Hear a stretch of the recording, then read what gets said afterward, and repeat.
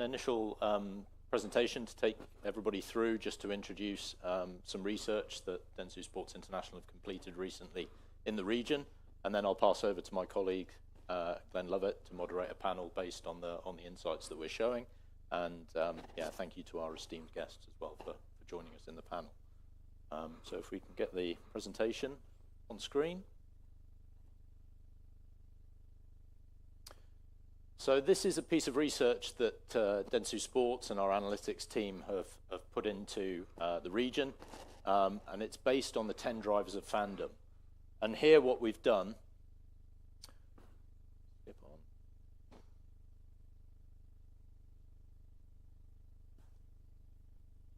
is we've looked at one very important question when it comes to sports fandom, and that is, what was it that first drove you to become interested in a sport?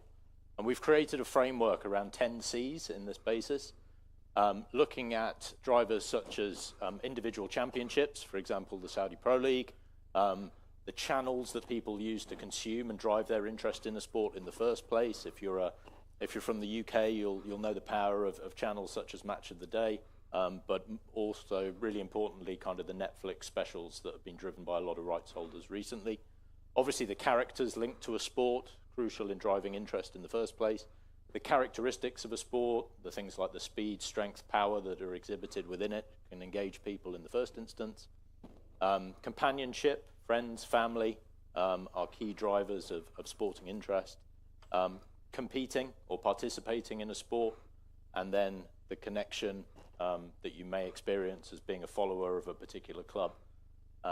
Convenience factors, such as scheduling or ease of access to a sport are a major driver.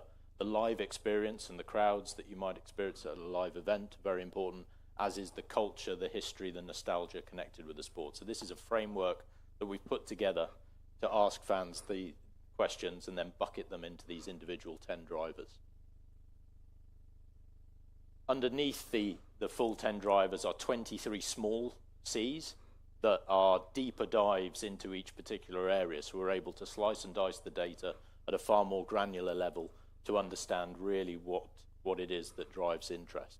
So for characters, for example, it might be a particular athlete, it might be a particular captain or coach that's driving interest in the first place.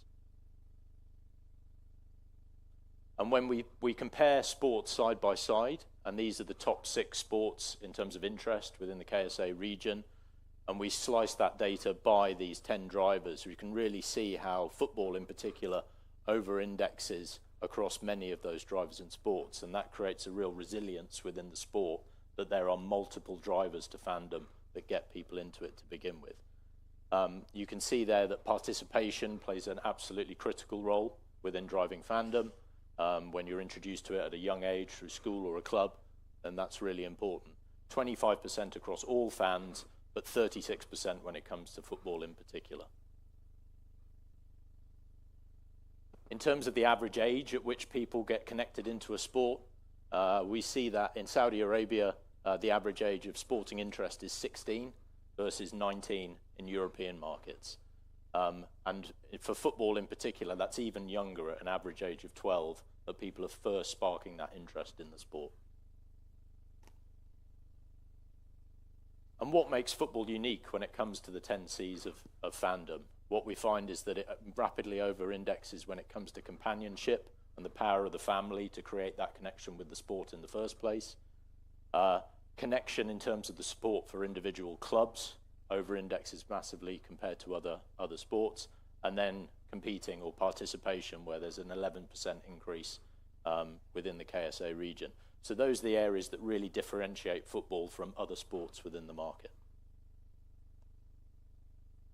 And when you talk about the power of family, obviously a central pillar that family and family connection plays within the Kingdom of Saudi Arabia.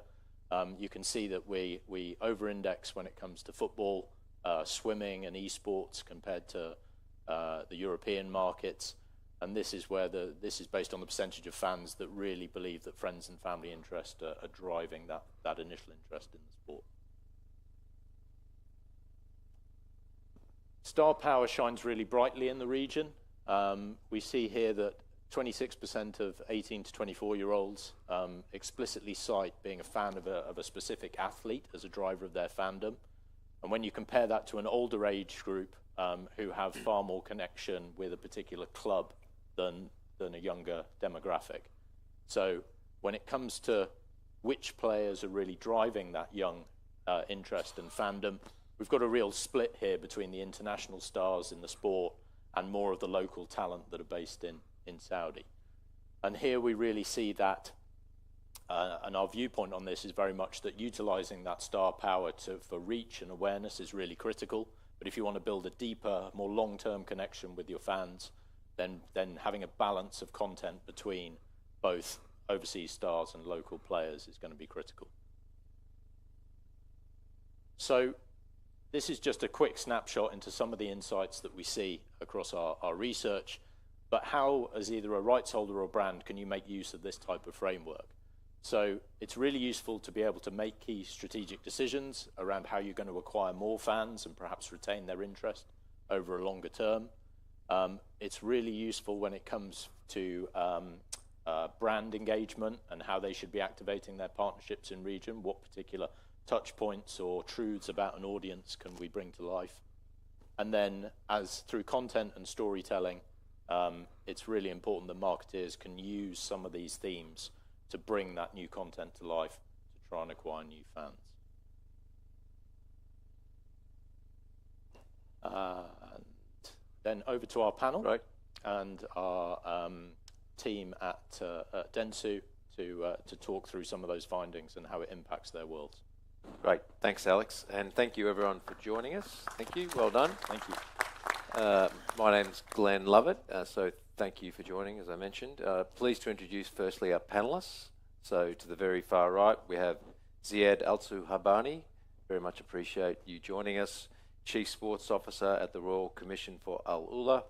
Also the chairman of the Al Ula Sports Club, including the football club, obviously, but a variety of sports, including hot air ballooning and others like that. In the middle there, we have Jack Carter. Jack's based in London, a data and content specialist and also a specialist at building fan and fandom platforms. And then to my nearest side here, Matt Manning, a Brit based out of New York, the president of Dentsu Sports International, got a lot of global experience which you'll be delivering on this panel. So Ziad, firstly starting with you, would love to hear a little bit about your mandate in your role there at the RCU and how that relates to building fandom, particularly across the different sports when you're comparing football to hot air ballooning. Sure. First of all, thank you for having me. It's my pleasure to be part of this panel. Looking forward to learn from all of you. And also it's my pleasure to be part of this great summit in a very interesting time of our country where sport is really driving a lot of economic, social, and cultural change that we see as part of the transformation project of the Vision 2030. Royal Commission for Al Ula is an entity that is focused on transforming an emerging county. It's called Al Ula, that very few people, probably in Saudi, have known about, let alone the world. It's a beautiful landscape with a lot of deep, ancient, and rich cultural landscape. It has about 60,000 inhabitants in terms of population, so relatively a smaller city, but in terms of size, it's quite big. We always make a joke with our Belgian friends. It's almost the size of Belgium as a county. And part of the focus that have emerged in response to the focus from the government and sports, Al Ula is introducing as well the sporting sector as one of the core pillars of its strategic development, from sporting events that fits the landscape and the tourism offerings and tourism targeted audience, to the quality of life and the responsibility from ourselves as well to provide platforms for the community of Al Ula and also the visitors to enjoy sports and be more active. And one of the things that we are always proud of, and it's becoming one of our causes that make our sports team wake up with a smile in their mind that how we can make impact in our community, in our society, and the youth that represents most of the population through sports. And actually, from the great presentation from Alex, one of the things that I want to add, just because it starts with a C, is cohesion as well. We've seen great cohesion from the society through the emerging of the sporting activities that we do through the different community engagement programs. In terms of the Al Ula Sports Club, it's been part of the recent national transformation as well on the sporting sector, specifically the initiative of privatizing the sports club in Saudi that had started with 8 clubs, the big 4, which we have seen in the previous presentation, that have been moved to the PIF, and the other 4 that represents certain importance to the project or to the cities that they represent, including Diriyah, which is, as you all probably know, and encourage you to visit. It's just next door. The Saudi birthplace city as part of becoming part of Riyadh now. Neom, Qadsiya, and Al Ula Club as well.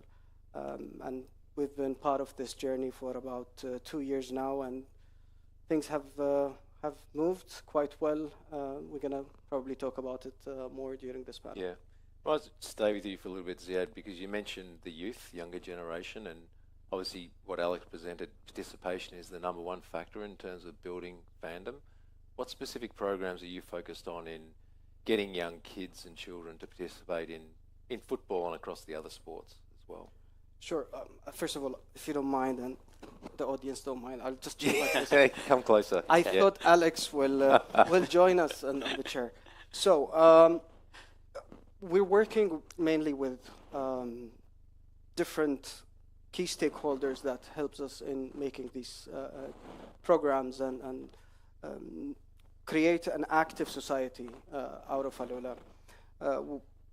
Besides, for example, the Ministry of Sports and the different federations, who we both have mutual objectives for them, obviously, to find talents on these specific sports that they are responsible of, and for us is to make Al Ula more active through these different diversified sports, and hopefully find the next future stars for Al Ula Club. And by the way, it's the only club in Al Ula, so it's a privilege for the club to be a channel for all the talents that potentially can be part of the journey, and obviously ultimately represents the kingdom or the national teams through the different competitions and sports. We work with the Ministry of Education, for example, so we're making a lot of enhancement in schools, be it on the PE teacher level, to the facilities itself in the school, to the programming as well, to make sporting competition. It's one important C that we have seen with Alex earlier today, that makes the talents and makes the especially the younger generation more connected to sports, because it's not only an exercise, but it's gamified through sports, through challenges, which makes the kids in schools become more engaged with the sports and create a habit out of it. Great, thank you. So Matt, I'll go to you next. You have a truly global mandate and role in your job at Dentsu. So what are you seeing in terms of your role, brands and rights holders, their key priorities in terms of building fandom? Well, I think, when we talk about brands and fandom, brands are trying to get to a point where, yes, they're looking at fandom, but what does fandom get them? Fandom it's great for clubs, for leagues, but ultimately for everyone, especially for brands, they're trying to distill fandom to the point of consideration and the point of purchase. So brands have a lot of decisions to make, where they're going to place their calculated bets in terms of the fans. We talk a lot about, we help brands move at the speed of fans. Fans are moving a lot faster than brands. In fact, I would say fans are moving faster than most leagues, teams, brands, you name it. And we're permanently trying to keep pace with the current current demographic of fans at every age group, kind of thing. So when we look at it, it all boils down to the different marketing channels that the brands are using around sports. So, you know, and we'll probably come on to this, but are they looking at a partnership with a league, a team? Are they looking at, you know, an endorsement of a star player? Are they looking at grassroots? Or are they going to say, you know what, I'm going to keep my budget and I'm going to just do something ambush in order to, you know, if I can get enough credibility. And it's no longer about eyeballs. You know, increasingly more and more brands are demanding an ROI on their partnership spend, which was never before easy to measure. It's still not easy, but we're getting a lot better at it, at being able to distill it right down to, you know, point of purchase, credit card transaction, loyalty cards, etc. So I think, you know, fandom is a sort of top of the funnel scenario, but brands are looking at the bottom of the funnel. What impact does it make to them? Fandom's great, but what's the bottom line to the So you mentioned the importance of grassroots, which is essentially participation, the compete C of the 10 Cs. You got any good examples of brands that are doing or activating programs well in that area? I think it used to happen more than it does currently, simply because the cost of, again, with a finite budget, the cost of actually executing a grassroots program, which requires, you know, boots on the ground in a lot of cases, and not immediate tangible benefits from a what I would call a click-through standpoint. You know, you can look at some of the big brands that have done it previously. The McDonald's, cricket. There's been Empower. There's been NatWest. There's been others. You know, and even, I mean, I worked going back a decade or two on Castrol. They did a five-a-side tournament around Europe, which culminated at the Euros in the center of Vienna. And the cost of that was exorbitant. So now they're looking at it, well, if I put my money in, you know, digital spend or maybe a player endorsement, am I going to see more going back to the bottom of the funnel? Am I going to see more purchase consideration and, you know, an actual spend through that than grassroots? Got it. Jack, to you. So in your role at Cortex, how do you help leagues and teams and brands build fandom?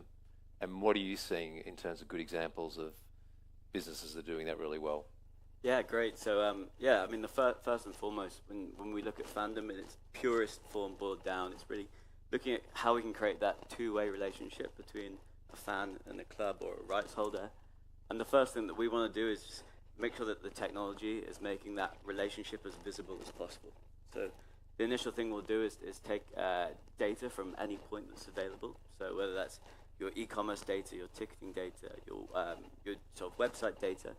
And then we'll also look at other aspects of data that we can manage, and we can start to tie back into that sort of single fan view, as we call it. And then we want to communicate it as best as we can with the fans. So one big thing that we see is that 80% of people now watching a game. I'm very bad for doing this. I'll watch a football match and go on my phone at the same time. So we know that there is that two-way communication. And so once someone's on a website or an app or they're having that digital experience, we want to make sure they're getting a super relevant experience themselves. And as an example, one that's great is Arsenal. So we're working with Arsenal across our platform, and they see that there's no point in them marketing or trying to send ticketing emails towards some of their fans that are based out in Thailand. They'd much rather be talking to them about their sort of e-commerce journeys and things like that. So really ensuring that they've got that clear data of their fans just really helps them create that two-way communication. Interesting. Thank you. Ziad, back to you. So one of the things that really stood out in the research was in relation to the kingdom here is the power of family in terms of driving participation and entry into a sport. You want to talk a little bit about the unique tradition around family here in this market and how you're tapping into getting more families to participate in football and across your other sports?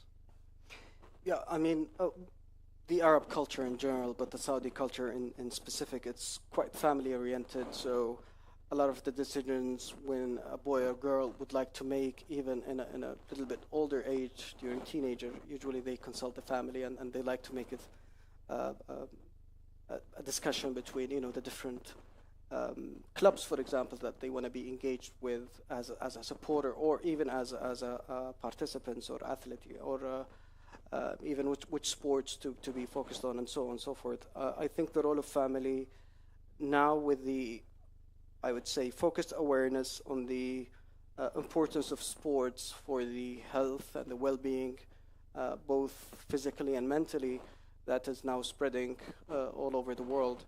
I think that's making family more encouraging their kids and their children to practice more sports. Although we have certain conditions and challenges, including the weather, for example, in most of the year in most of our cities, but I think there are new platforms that are also being available to the market in a very accelerated mode. Many of the gyms have quadrupled the number of their branches across the different towns. The use of school after hours, especially the indoor halls, but also the number of platforms that are being provided also outdoors, especially the neighborhood football fields, and that was actually one of our first projects that we make in our sports sector when we were established a couple of years ago. We started with almost abandoned, ruined pitches that were probably built 10 years ago. And we took these pitches, and it was actually around the corner. The World Cup was around the corner, so we took these pitches and changed it, made it, refurbished and ready to be used. Even provided scouters / coaches / supervisors from Al Ula Club, so they make sure that everyone has a chance to play. They are also keeping an eye on potential stars as well. So we had multiple use, but we saw the impact on the families who were coming to us during the rapid development or revamp stage, and they were asking, my kids is just playing video games, when are you guys going to be finished, and I can send my kids, especially from our neighbors, and Al Ula is quite small city in terms of the density, and I saw the gratitude and happiness on the families afterwards, where they believe that these little fields that were next door to their homes changed the whole psyche of the house. So that 12 years old boy is not teasing his sister anymore and is sleeping better now because all of the energy is coming out on these fields, let alone also being connected with the neighbors, because again, back to the social cohesion, where sports is a great platform, especially for younger kids, to connect to each other, to make friends, and to be part of a smaller community where they have a common interest with them. And I have to say, this is maybe connected to some of the colleagues have mentioned about the connection to the clubs and brands.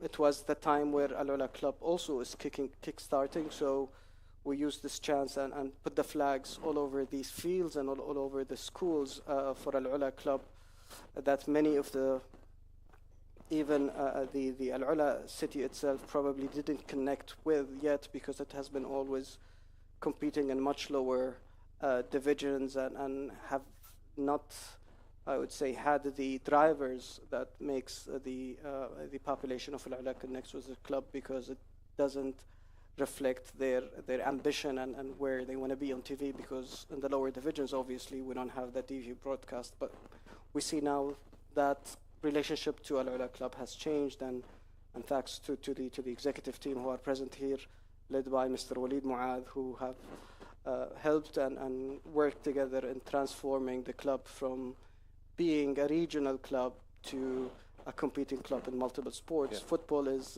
in second division now, but in other sports, including basketball, for example, women football, and few other sports, we're in actually leading position in Premier Leagues. Great.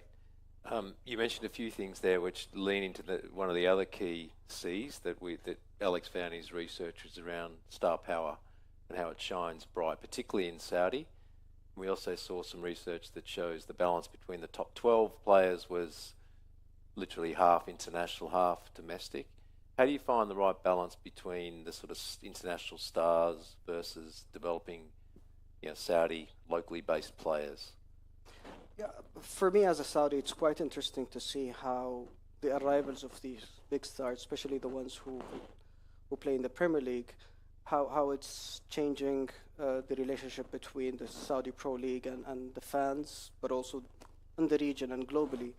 And we believe that that's a great power that can connect especially the youth who usually follow clubs due to certain stars or heroes or role model that they admire. We do that in our level as well. For example, in Al Ula Sports Club, in football we have a couple of ex-international team players and a current under 23 national team player in our club. Usually that's not something you normally see in the second division, 2 divisions away from the Premier League. And we can see that this makes a greater hype for the club and also for the other fellow, especially the younger players who, with the arrivals of these big stars and the number of non-Saudi professional players have probably less minutes of play.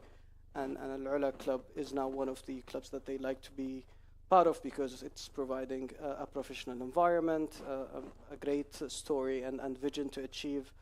And away from football, although the summit is all about football, in basketball, for example, we have signed ex-LA players who won the NBA a couple of times. Quinn Cook, who's now part of our basketball team, and that also brought a lot of attention, besides, of course, the high performance to our basketball team. Right. Matt, we were talking about this earlier, actually, the balance between connection to the star and connection to the club and the community. What are you seeing on a global level, and what sort of markets? I know you've done a lot of work in India around cricket, for example. Do you see something similar in terms of the attraction of star power to the youth, particularly of that market? Yeah, I think in more nascent markets where leagues are, haven't been established at the full level for 100+ years, I think it's a wonderful thing, and I think it's a watch out. A lot of increasingly in today's age, and Ziad was talking about the notion of family. When you were born in, certainly where I grew up, you supported a team because it was your local team. That was it. There was no phone, there was no nothing else. You supported the team.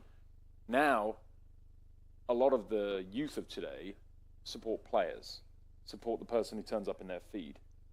And, you see it, the Messi phenomenon. People become fans of Miami because Messi's there. Now, when Messi leaves, will they still follow Miami? Most of them probably won't because they're Messi fans. So you have to capture the years where you have the star power. But the key is, with all those people that you attract during that period of time, how do you sustain their interest beyond the stars leaving? So you have a window that you have to capitalize that time on. You have to go layers and layers deeper with them beyond the star player and make sure that when that star player leaves, they are still inherently supported, attached to the club. We've seen it in a bunch of, certainly in the US, where I live at the moment. Tom Brady moved from Patriots to the Bucks. And suddenly in the Northeast, I see all these people wandering around in Bucks jerseys because they're Brady fans. They weren't Patriot fans. And that was one of the first times you actually saw it in person. His 12 jersey at the Tampa Bay Buccaneers became the #1 selling jersey just because he moved. So I think there is a fine balance between star power, but making sure that star power sort of lights touch paper that then burns bright for a longer period of time. Great, thank you. Jack, you're certainly of the younger generation of this panel up here. Oh, thanks. I didn't want to say. Not taken. But just from an own personal perspective, because you're a Derby County fan, Yeah. right? Because your dad was a Derby County fan, so like most of us, it was kind of, that was meant to be. It was a rite of passage, so to speak. But you're now helping the likes of Arsenal target younger consumers to try and attract them as fans. How much do you focus on actually attracting or retaining Arsenal fans versus trying to attract new ones through star power and things like that? What's the balance and what are rights holders focused on? Yeah, so for all my sins, I'm a Derby County fan, and I don't know if I would be if my dad hadn't made me be one when I was a kid, because it's been a tough ride. But on your question, from a digital standpoint, one great way that we've been looking at, or that we hypothesize that is a good way to engage the sort of younger generation with sports, is through things like gamification, like making it fun to have that two-way experience with a club, and the relationship's far less around, you know, I'm in this position because my dad made me support this football team, but more around what kind of experience they're getting back and forth from that club. So we already see it tons in stadium, where you see Derby County, for example, a great opportunity to meet the mascots and things like that. But how do you transfer that onto the digital space? And one great use case is certainly through creating that gamification workflow.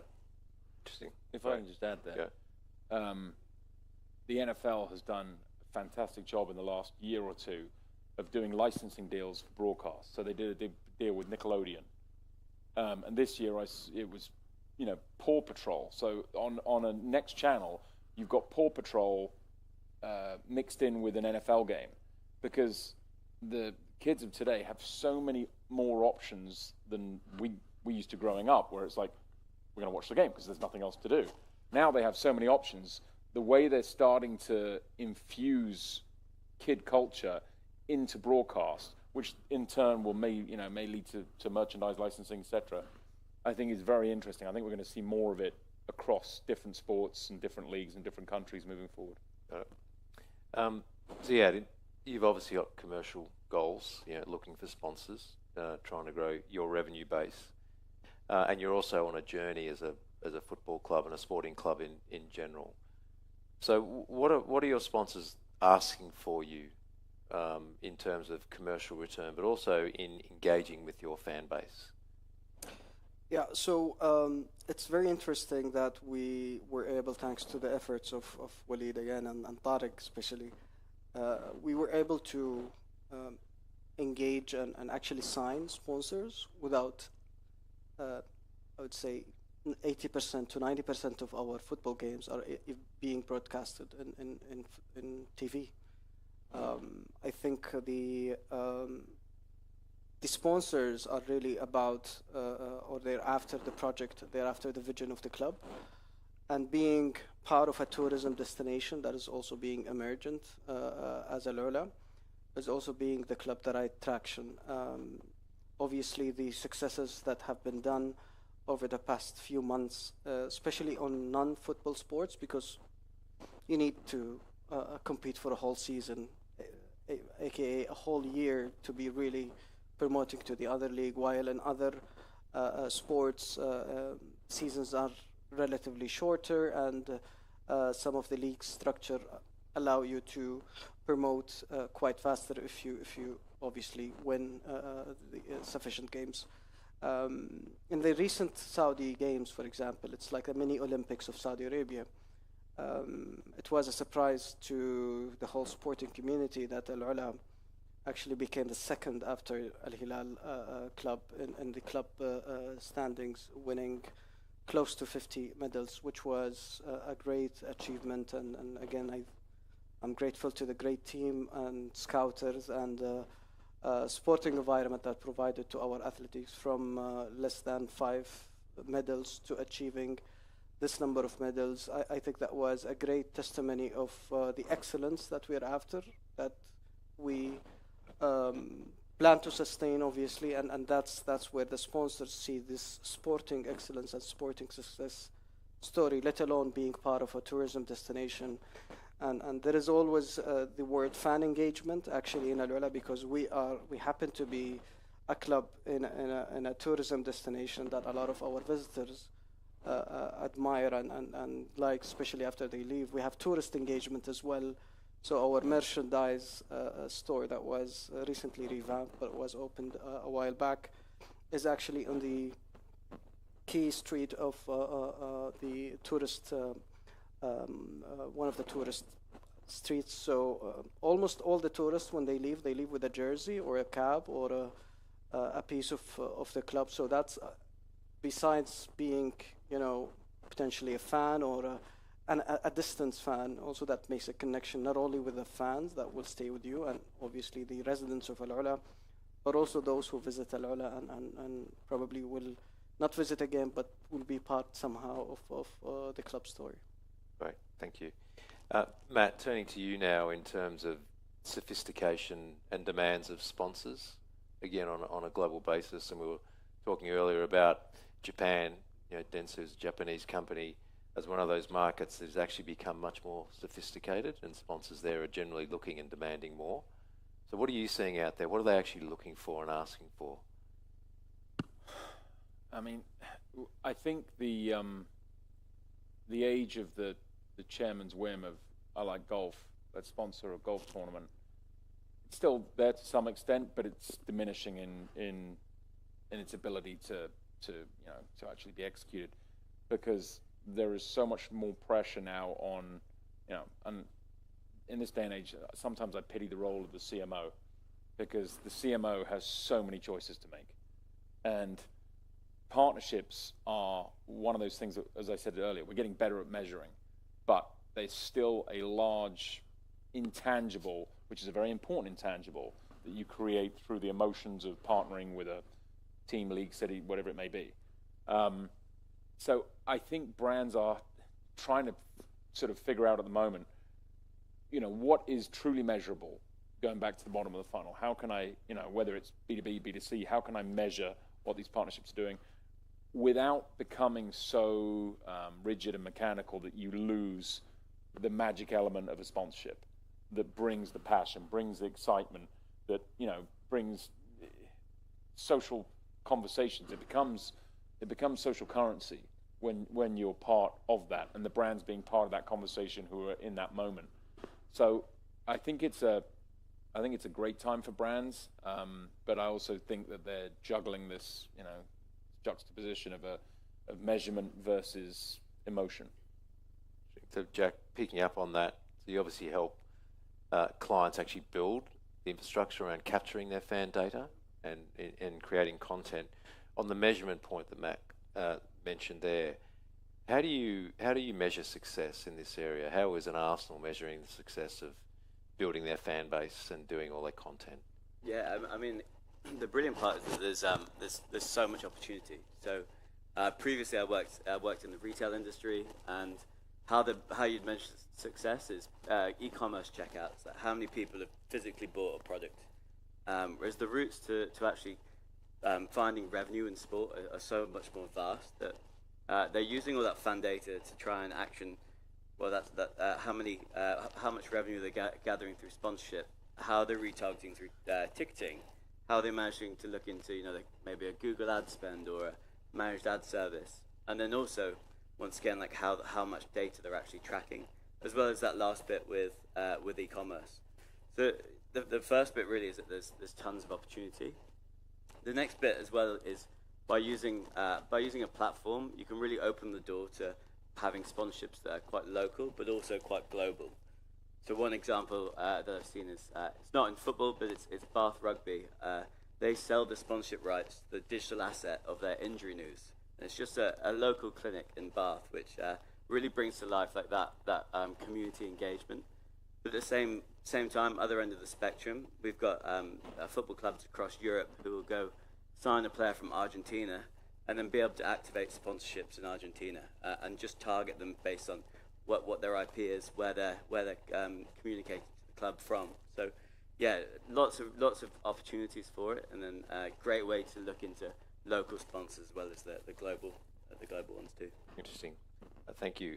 Ziad, final question to each of you, but Ziad, in terms of building your fan base and actually retaining as well once you get them in the system and supporting the club, be it in football or another sport, what's your biggest challenge in actually keeping them satisfied and coming back for more?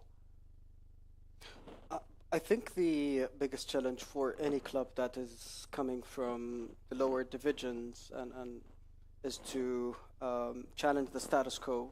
In I think every country there is the big five or the big four, or where normally even if you support your hometown club, you have one of these. Matt mentioned Arsenal's, and I'm sure many of the Arsenal's fans are probably never been to London or not from London, and they're probably from